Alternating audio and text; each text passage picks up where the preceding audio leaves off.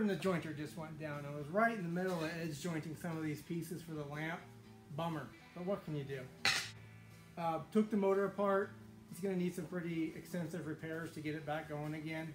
I may end up just replacing the motor, finding something that's going to work for it instead of, you know, trying to track down parts for a 40-year-old motor. So anyway, it'll be a while before I get that going. But instead of just going home for the day, I'm going to find another solution for edge jointing these pieces. I'm going to make an edge jointing jig for my table saw. It's something I've been wanting to do for a while anyway. I think that'd be a handy tool to have. And this is a good approach to take.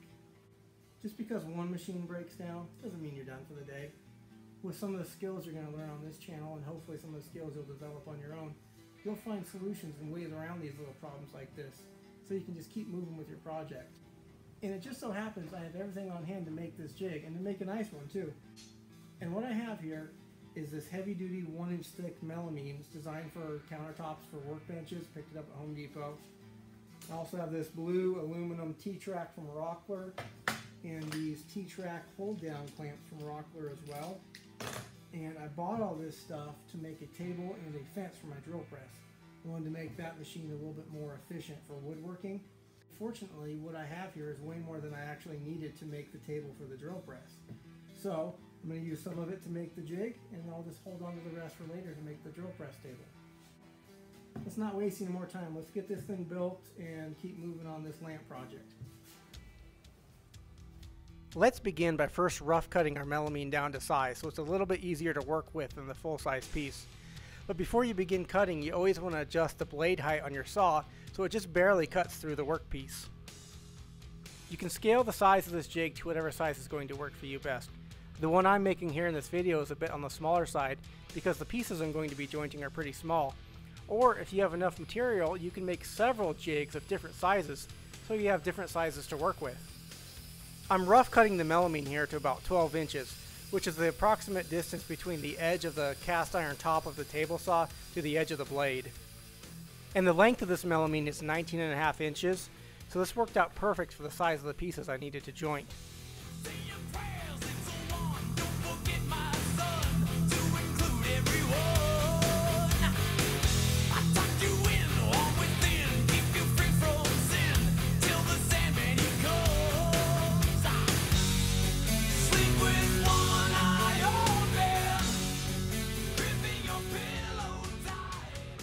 Regardless of what type of material you're using to make your jig out of, it's best to find a piece that still has the factory cut edge on it, because you're going to want that edge to be perfectly straight and square.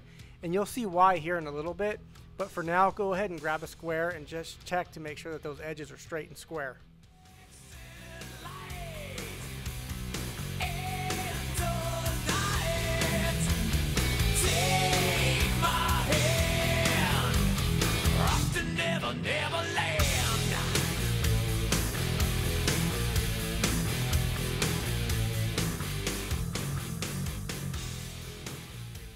Now we can cut our melamine down to the final width. As a reminder, you want to maintain that factory edge. So put that factory edge up against the rip fence and trim off the side that you just rough cut a few minutes ago.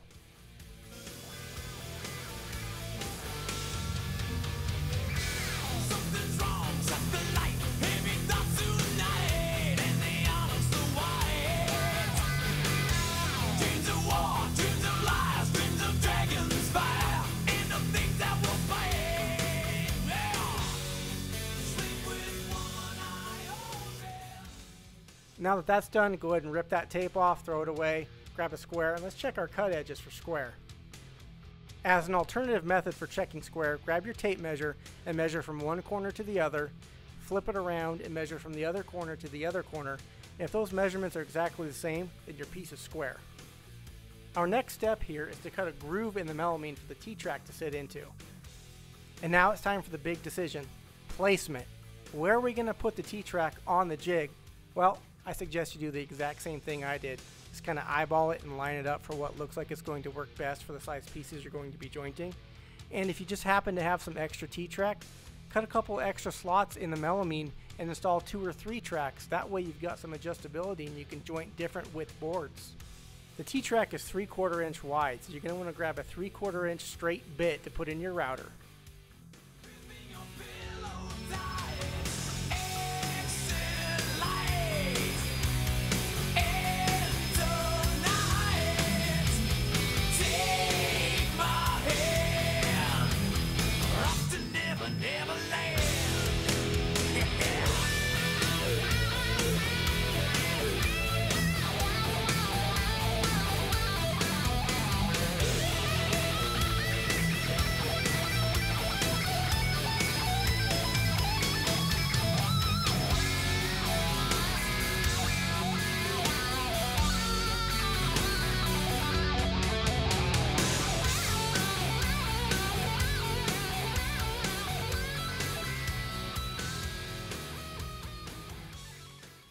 Now that we're done cutting the groove with the router, grab your hacksaw and trim the T-track down to size. Now keep in mind those edges are going to be a little bit sharp, so grab a file and kind of smooth those edges over.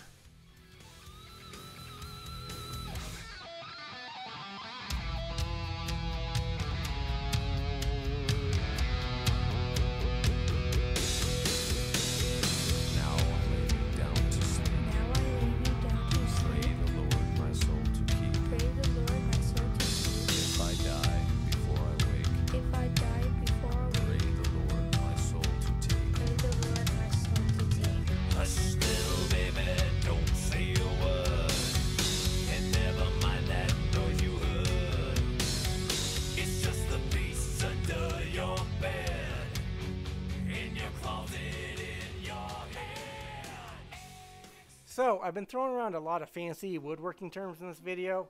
Joining, jointing, I mean, who even knows what I'm talking about, right?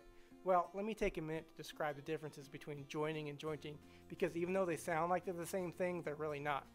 First off, joining is just taking two boards, two pieces of wood, and joining them together.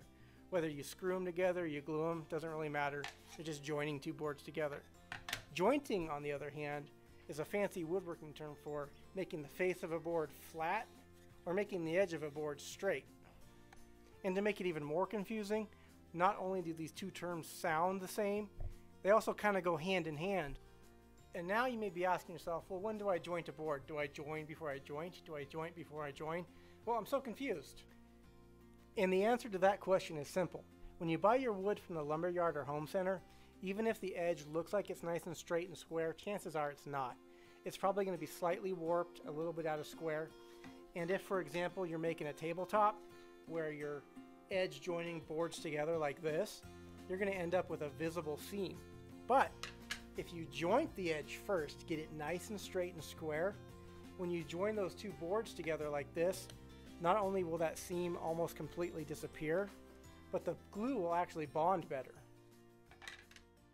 Using this jig is actually quite simple. Just take the board that you need to joint and clamp it down to the jig, allowing the edge that needs to be straightened to hang over far enough that it will cut all the way through from one end to the other. Next, position the jig so that the factory edge is pressed up against the rip fence and then the other edge is close to but not touching the saw blade.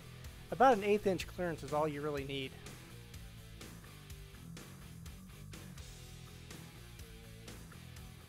And finally, as you slide the jig through the saw, it'll trim off the edge of that board, making it perfectly straight. Now this final step is the most important step of the whole process. You don't want to just flip the board around and joint the other side. While both edges would end up straight, they wouldn't be parallel. Instead, grab a pencil, mark the edge you just jointed, flip it over, and let that jointed edge ride along the rip fence on the table saw.